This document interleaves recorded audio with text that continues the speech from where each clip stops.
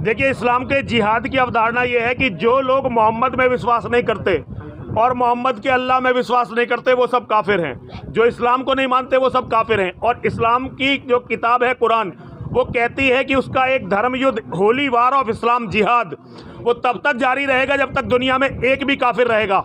मतलब जब तक हम सबका कत्ल नहीं किया जाता जब तक मुसलमान लड़ाई को छोड़ेंगे नहीं।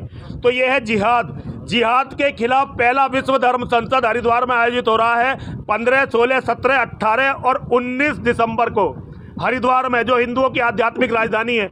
इसमें हम पूरी दुनिया से लोगों को बुला रहे हैं। हम इसमें यहूदियों को बुला रहे हैं, हम इसमें ईसाइयों को बुला रहे हैं, हम इसमें सारे लोगों को बुला रहे हैं, हम इसमें बौद्धों को बुला रहे हैं, जो नास्तिक हैं हम उन्हें भी बुला रहे हैं।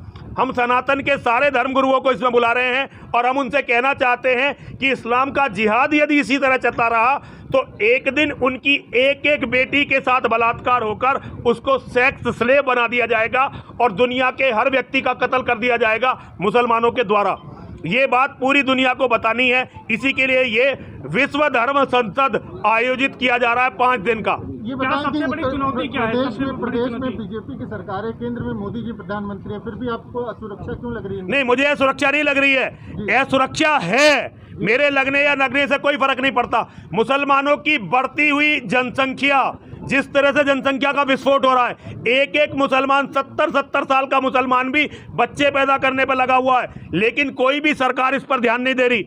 भारतीय जनता पार्टी की सरकारों का ये प्राइम एजेंडा था। और हमारे जो आदरणीय मुख्यमंत्री जी हैं, उन्होंने तो जब वो दूसरी बार सांसद बने थे तब लोकसभा में इसके लिए बिल रखा था, प्राइवेट बिल रखा था, लेकिन आज वो कानून कहीं नहीं है और अब इसका बनने से कोई फायदा भी नहीं है, क्योंकि अब तो ये तय हो चुका है कि 2029 में भारत का प्रधानमंत्री मुसलमान होगा। जो संघ है, तमाम हिंदू संगठन है, आपको क्या लगता है वो क्या कर रहे हैं? देखिए, ये तो उनसे पूछिए, ये मैं कैसे बता सकता हूँ वो क्या कर रहे हैं। ये तो हिंदुओं को उनसे पूछना चाहिए कि आज सनातन धर्म इतनी मुसीबत में है, आप हमें बचाने के लिए क्या कर रहे हो। ये तो हिंदुओं को उनसे पूछना चाहिए, मैं उनकी तरफ से कैसे जवाब दे सकता हूँ? नहीं, लेकिन आपको लगता है कि इनका होने का कोई मतलब नहीं? अगर आपको देखिए, मुझे नहीं लगता कि ये इस्लाम का कोई वास्तविक प्रतिरोध जमीन पर खड़ा कर पाए हैं। इस्लाम के जिहाद का कोई भी हिंदू संगठन वास्तविक प्रतिरोध खड़ा कर पाया है, ऐसा मुझे नहीं लगा अपने जीवन में कभी भी। मौजूदा राजनेताओं में किसी को नहीं लगता कि किसी में क्षमता है कि जो इसका है एक व्यक्ति में क्षमता है। योगी आदित्यनाथ जी महाराज में ये क्षमता है कि वो इस्लाम के जिहाद का मुंह तोड़ सकते हैं, वो इस्लाम के जिहाद को खत्म कर सकते हैं। केवल योगी आदित्यनाथ जी महाराज में ये क्षमता है।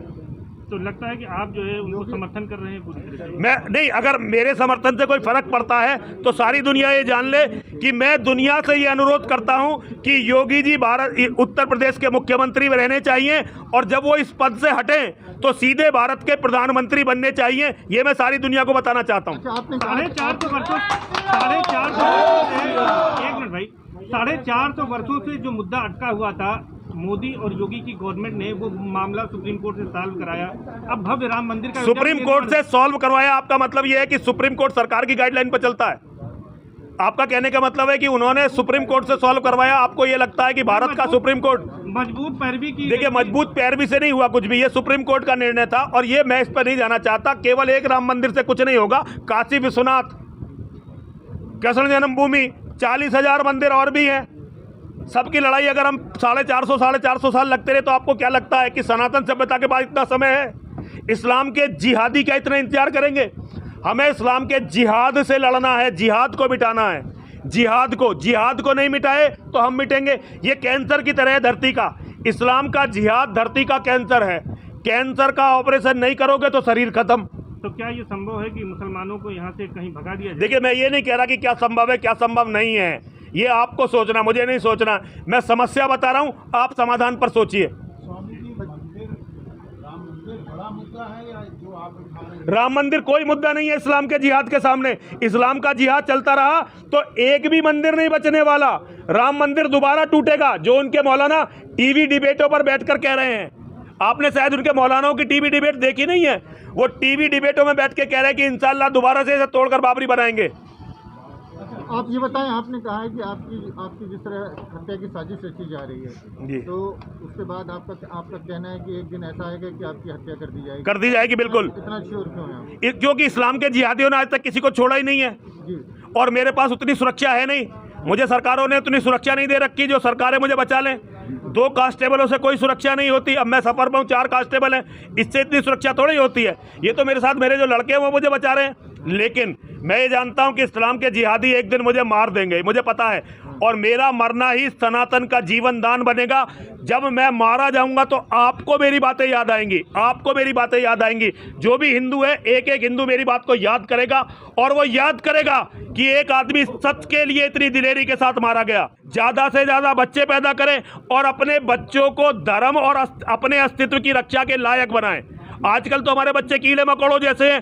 हिंदुओं को जरूरत है कि वो अपने बच्चों को इस लायक बनाएं कि उनके बच्चे अपनी भी रक्षा करें और धर्म की भी रक्षा करें, और अपने बच्चों के भविष्य को किसी भी नेता के भरोसे पर ना छोड़ें। केवल ये 3 बात मुझे हिंदू समाज से कहनी है। अच्छा महाराज जी, एक सवाल अलग है थोड़ा सा। आज ही जो ट्विटर ने पीएफआई को ब्लू टिक दिया है, मतलब एक तरह से उसको मान्यता दी है। किसे? पीएफआई को। हाँ, तो ट्विटर तो जिहादी है। ट्विटर तो जिहादी ट्विटर, देखिए ट्विटर हो गया, फेसबुक हो गई, यूट्यूब हो गई, ये सारे हिंदू विरोधी प्लेटफॉर्म है। उन्होंने पीएफआई को देकर अपना दिखा दिया कि वो किन के साथ है।